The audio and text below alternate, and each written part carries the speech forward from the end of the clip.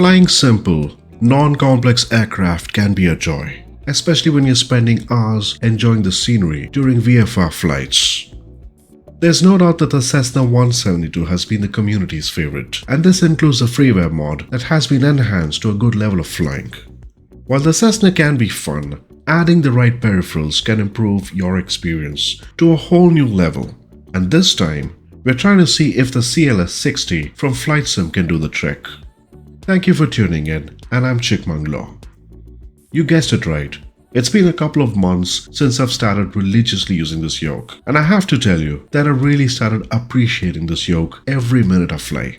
This is the CLS-60 Yoke from Flight Sim, which we're featuring today. And as I mentioned in my earlier video about one of the teams that excited me during the Flight Sim Expo, this was one of them. And with the modular approach they have, things can turn out to be better for us on GA flying or even flying a commercial aircraft. But first, let's unbox this and get the party started.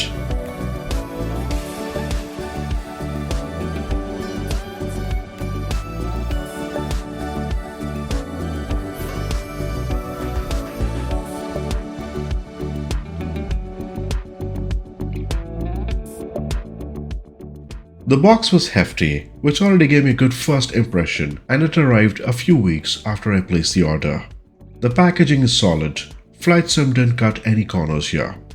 As I opened it up, the first thing that struck me was the build quality.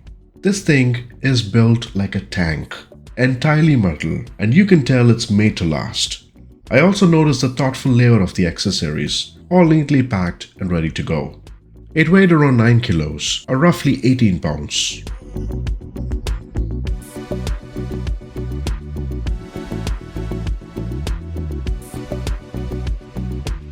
Setting up the CLS-60. Setting up required a bit of research, especially with the app, to ensure that the feedback settings were just right, and this actually matters to us. It's a must if you want to get the full experience. In terms of setting up the yoke, it didn't take long, and something to keep note of is that the clamps were not included. So you can either get them off of Amazon, eBay, or even your local Home Depot who sells this. The yoke is compatible with all major flight sims like MSFS, X-Plane 11 and 12, and even Prepare 3D. You know how frustrating it can be when hardware isn't plug and play, but that's not an issue here at all. Let's talk about the tech specs and features. Now this is a beast. The CLS-60 boasts a maximum pitch force of 60 newtons and 90 degrees roll travel, which makes the experience ultra-realistic, especially when you're maneuvering through turbulent weather. The modularity of this yoke is what sets it apart.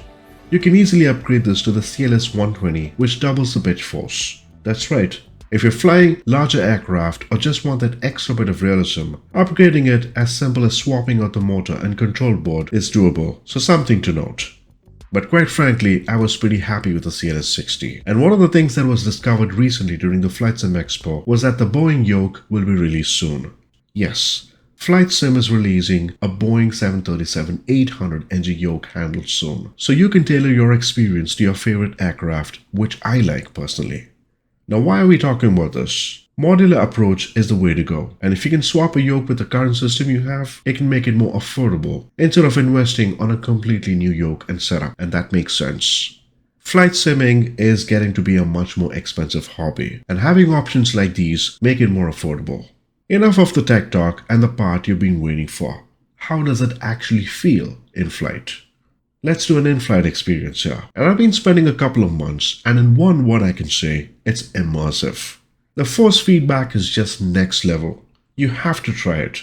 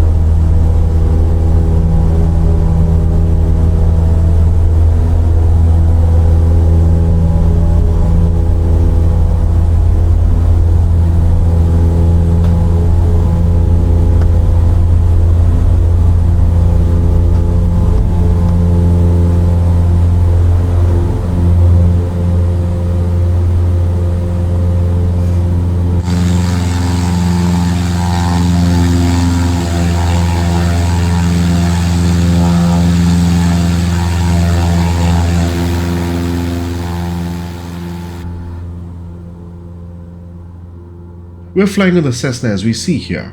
As you take off, you can feel the subtle resistance as you pull back on the yoke, and it feels like an actual Cessna. And this happens even during turbulence. It reacts just like the real aircraft would.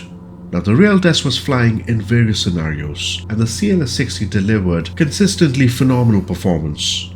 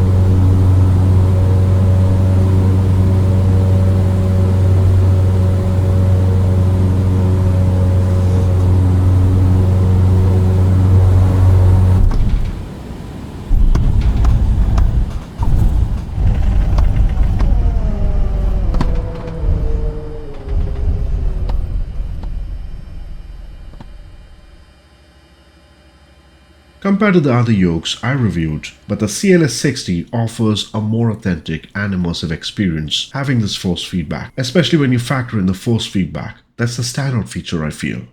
Let's talk about the good and the not so good. Alright, so what's the verdict? Pros. Modular design that's easy to upgrade. As I mentioned, you can upgrade this yoke to the Boeing yoke when it's out. It's as simple as that. Realistic force feedback that enhances immersion. Sturdy all-metal construction, which makes it durable and reliable. Cons.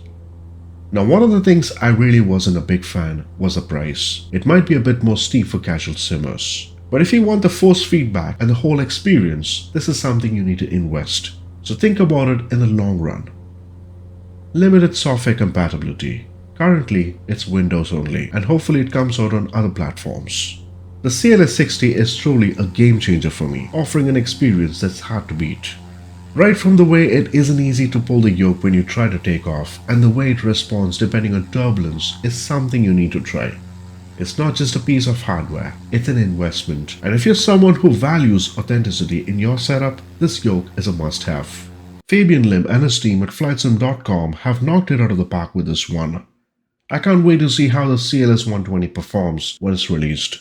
What are your thoughts on this? Would you upgrade it to the CLS-120, or is the CLS-60 enough for your sim setup?